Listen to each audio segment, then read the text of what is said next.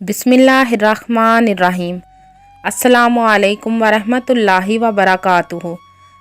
आज मैं आपको ऐसे शरीफ वालदैन की दुखी और रुला देने वाली कहानी सुनाऊंगी जिसकी औलाद बहुत बदतमीज़ और नाफरमाबरदार थी।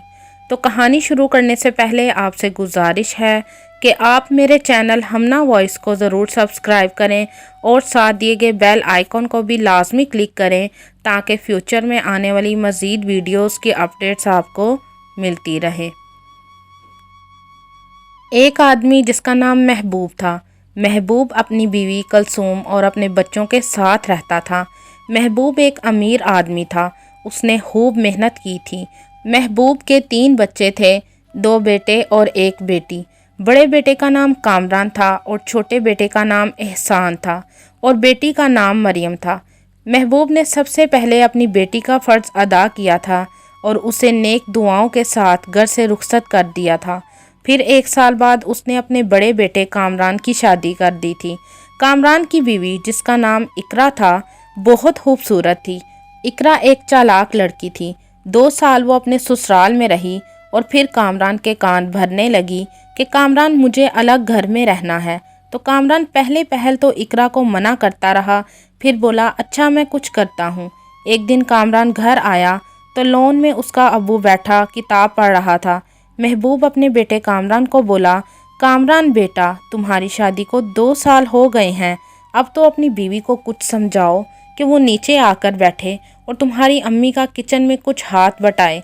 तो कामरान बोला, अब्बू जब नौकर इस घर में काम के लिए लगे हैं तो फिर इकरा को क्या ज़रूरत है काम करने की, और अम्मी क्यों किचन का काम करती हैं? नौकरों को किस बात के पैसे देते हैं हम? अगर हमारी औरतों ने ही घर के काम करने हैं तो फिर क्या फ़ायदा नौकरों का? और अम्मी को तो वैसे ही नौकरों की तरह काम करने की आदत पड़ गई है। तो महबूब बोला, कामरान ये तुम अपनी अम्मी के बारे में कैसे अल्फाज इस्तेमाल कर रहे हो? वो तुम्हारी अम्मी है। तो कामरान बोला, सच ही तो कह रहा हूँ। ये कहकर कामरान ऊपर अपने कमरे में चला गया और कलसूम बोली, महबूब क्यों आप बच्चों से ऐसी बातें करते हैं? अगर नहीं उसकी बीवी हमारे पास बैठना चाहती तो आप क्यों उसको कह रहे हैं? उनकी ज़िंदगी है, वो जैसे मर्जी गुजारें। कलसूम महबूब को तो ये बात कह देती है लेकिन खुद वो अंदर से कितना परेशान होती थी वो वही जानती थी। फिर महबूब अपने छोटे बेटे एहसान की भी शादी कर देता है। एहसान की बीवी का नाम बुशरा था। एहसान भी ऊपर वाले पोर्शन में अपनी बीवी के साथ रहता था और ये बात कामरान की बीवी इकरा को नागवार गुजरती थी। वो कामरान को कहती कि कामरान आपके अब्बू के पास बहुत पैसे हैं, उनको बोलें कि आपको एक मकान ले दें, मैं आपके भाई के साथ ऊपर वाले पोर्शन में नहीं रह सकती। तो कामरान बोला, अब क्या मसला है? तो इकरा बोली, बुशरा अगर पानी वाली मोटर चलाती है तो छत पर सारा पानी भर जाता है और उसे पता ही नहीं चलता कि टैंकी भर गई है, जिसकी वजह से छत पर सारा पानी भर जाता है और वो सारा हमारे कमरे के अंदर आ जाता है। और दूसरा, छत क्या उसके बाप की है जो हर वक्त छत के दरवाजे पर एहसान से ताला लगवा कर रखती है? एहसान को कहती है कि मुझे डर लगता है, हम क्या जिन भूत हैं? मेरा इसके साथ गुजारा नहीं है, आप अब्बू से बात करें। कामरान अपने अब्बू को कहता है कि अब्बू मुझे एक घर ले दें। तो उसका अब्बू बोलता है, उसकी क्या ज़रूरत आन पड़ी है, इतनी बड़ी कोठी है। तो कामरान बोला, ऐसी कोठी का फ़ायदा जहाँ सुकून ना हो। कभी आप बातें करते हैं तो कभी एहसान की बीवी अजीबोगरीब हरकतें करती है। दरअसल मेरा ऊपर वाले पोर्शन में एहसान के साथ और उसकी बीवी के साथ गुजारा नहीं हो सकता। तो कलसूम बोली, बेटा तुम फिर नीचे वाले पोर्शन में आकर रह लो, इतने कमरे हैं, जोन से मर्जी कमरे में शिफ्ट हो जाओ। तो कामरान बोला, अगर आप ही के साथ रहना है तो फिर फ़ायदा। ये सुनकर महबूब बोलता है, हम क्या इतने बुरे हैं जो तुम हमारे साथ नहीं रह सकते? तो कामरान बोला, बस अब्बू फिर यही समझ लें। और फिर महबूब बोला, तो तुम सीधी तरह क्यों नहीं कहते कि तुम हमें देखना भी नहीं चाहते? तो कलसूम बोली, कामरान मैंने तुम सबकी ऐसी तरबियत तो ना की थी कि तुम शादी के बाद हमें बातें करो। तो महबूब बोला, नहीं कलसूम बेगम, ये तुम्हारी परवरिश नहीं बल्कि उसकी ज़िंदगी में आने वाली उसकी बीवी का असर है। तो कामरान बोला, अब्बू आप मेरी बीवी के बारे में ऐसे ना बोलें। तो महबूब बोला, फिर क्या कहूँ, जिस दिन से घर में आई है कभी उसने अपने हाथों की चाय बनाकर पिलाई है? तो कामरान बोला, मुझे बीवी की ज़रूरत थी, नौकरानी की नहीं। अब आप क्या सोचकर उसे ब्याह कर लाए थे ये आप ही जानते होंगे। फिलहाल आपने मेरी बीवी की बहुत बेइज्जती कर ली है, मैं अब इस घर में नहीं रहूँगा। ये कहकर कामरान अपनी बीवी इकरा को लेकर घर छोड़कर चला जाता है। महबूब से अपने बेटे कामरान की बदतमीज़ी बर्दाश्त नहीं होती और अचानक उसकी तबीयत खराब हो जाती है। कामरान को पता भी था, लेकिन फिर भी वो अपने बाप को इस हालत में छोड़कर घर से चला जाता है। कलसूम को कामरान की ये हरकत देखकर बहुत गुस्सा आ रहा होता है। जब महबूब की तबीयत कुछ ठीक हो जाती है तो कलसूम महबूब को कहती है, आपने जो 5 मरले का मकान काम के लिए लिया है उसकी चाबी इसको दे दें। ये सब एहसान की बीवी बुशरा सुन रही होती है। वो एहसान को जाकर कहती है कि तुम्हारा भाई इस घर से जा रहा है, आप भी अपने अब्बू को जाकर बोलो कि आपको यहाँ नहीं रहना है। जब आपका बड़ा भाई इस घर से जा रहा है तो फिर आपका क्या काम है इस घर में रहने का? उसको आपके माँ बाप की फ़िक्र नहीं तो फिर आप क्यों करते हैं उनकी फ़िक्र इतनी? और वैसे भी वो बड़ा है, उसका ज़्यादा हक है। फिर एहसान भी अपने अब्बू के पास जाता है, वो बोलना चाहता है कि मुझे भी इस घर में नहीं रहना। वो बार बार महबूब से कहता है कि अब्बू दरअसल बात ये है, अब्बू वो बात ये करनी थी। तो महबूब बोलता है, बात ये है बेटा कि तुम भी अलग घर में रहना चाहते हो तो ठीक है, अगर तुम दोनों ने ये फैसला कर ही लिया है तो वो घर मैं तुम दोनों के नाम कर देता हूँ। ये सुनकर एहसान खुश हो जाता है और वो ये खुशखबरी अपनी बीवी बुशरा को सुनाता है तो उसकी बीवी खुश हो जाती है। फिर अगले ही दिन एहसान भी उस घर में शिफ्ट हो जाता है और कलसूम अंदर ही अंदर से रोने लगती है और महबूब कहता है, कलसूम बेगम, मैंने बच्चों को प्यार दिया और इतना पैसा कमाया, उनका हर तरह से ख्याल रखा, फिर न जाने क्यों वो हमें छोड़कर चले गए हैं। तो कलसूम बोली, महबूब दरअसल हमने उनको सिर्फ खुशियाँ ही खुशियाँ दी हैं, इसलिए उनको हमारी कोई खुशी याद ही नहीं और वो आगे नई खुशी के लिए चल पड़े हैं। महबूब, याद तो सिर्फ दुख और गम रहते हैं जो हमने उनको ज़िंदगी में कभी आने ही नहीं दिए।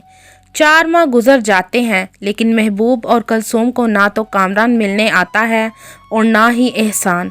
बस उनकी बेटी मरियम मिलने आती है और वो भी जब आती है तो सिर्फ पैसों की डिमांड करती है।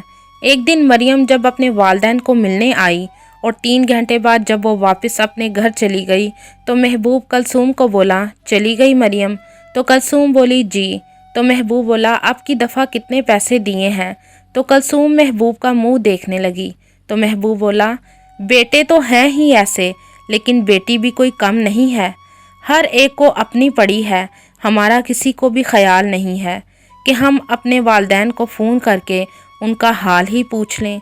लेकिन नहीं, न जाने कौन सी दुनिया में मगन हो गई है हमारी औलाद। जब घर में थी तो अपनी बीवी की वजह से हमारे साथ बदतमीज़ी करते थे और बस फरमाइश करने के लिए हमारे पास आते थे, और अब अगर दूर हो गए हैं तो फ़ोन करने की भी फुर्सत नहीं है।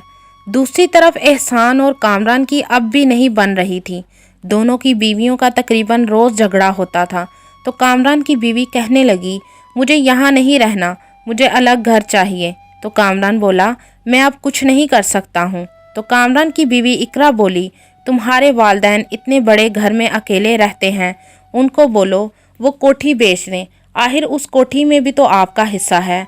तो कामरान बोला, कह तो तुम ठीक रही हो, लेकिन क्या मेरे वालिदैन वो कोठी बेचेंगे?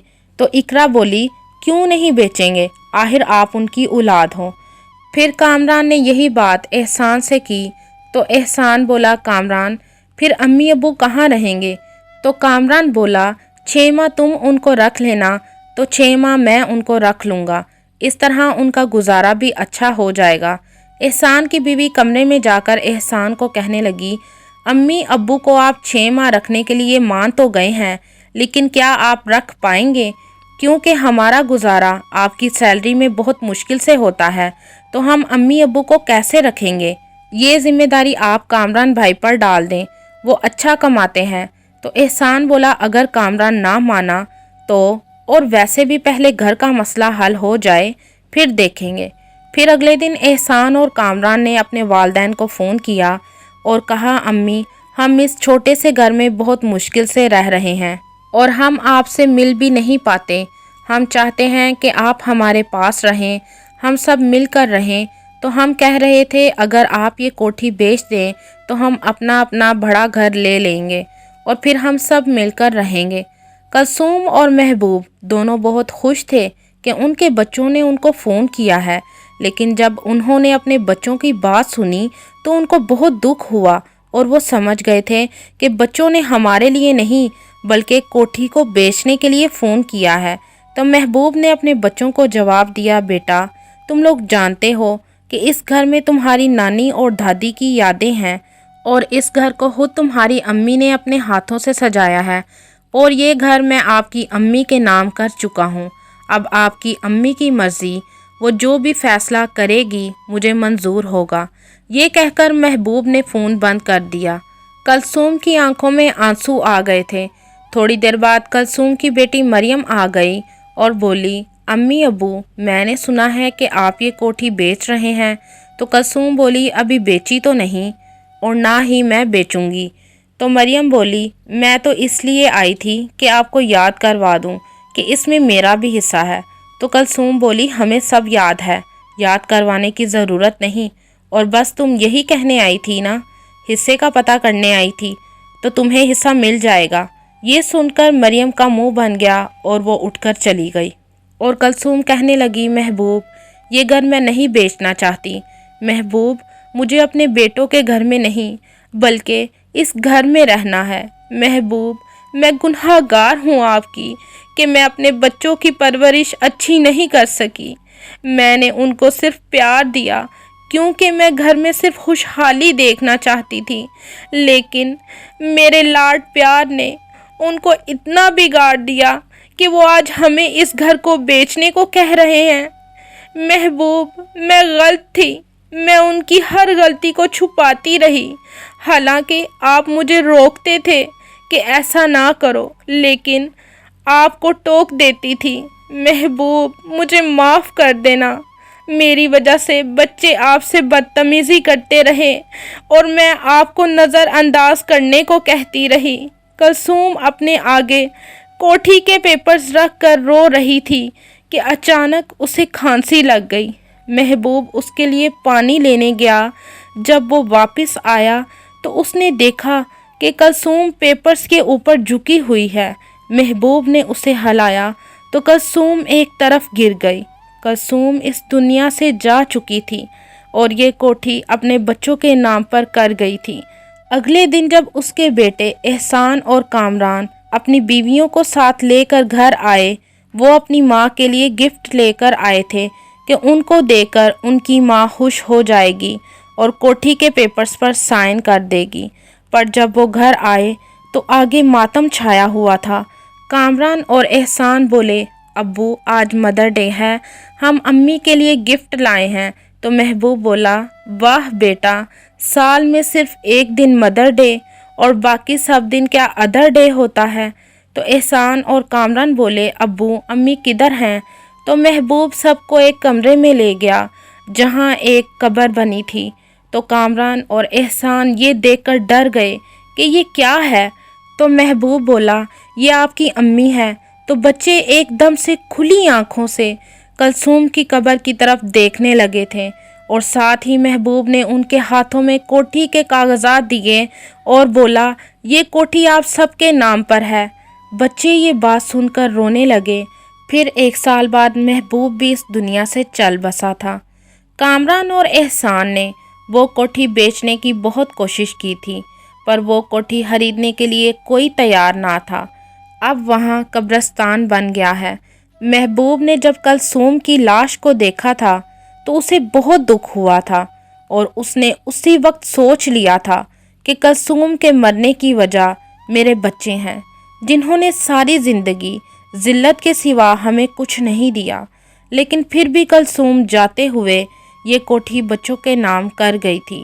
محبوب نے اپنے بچوں کو نصیحت دلوانے کے لیے جان بوجھ کر کلثوم کی قبر کوٹھی میں بنوائی تھی۔